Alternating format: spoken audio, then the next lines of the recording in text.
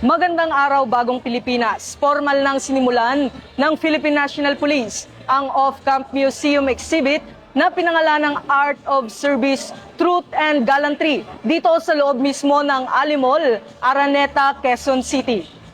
Sinimulan ng aktibidad ika-23 ng Pebrero at magtatapos ito sa Biyernes, ika-27 ngayong buwan na layong ipakita sa publiko ang kasaysayan, sakripisyo at kabayanihan ng mga pulis sa kanilang paglilingkod sa bayan.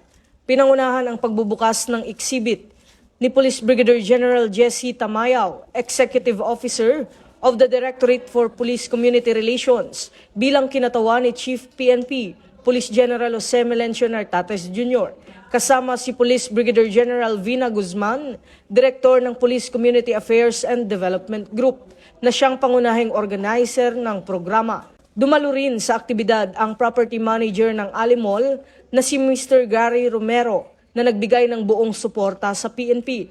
Tampok sa exhibit ang iba't ibang paintings na likha mismo ng mga pulis, gayon din ang mga larawang kuha ng mga police photographer na nagpapakita ng aktual na karanasan, serbisyo at sakripisyo ng kapulisan sa iba't ibang sitwasyon.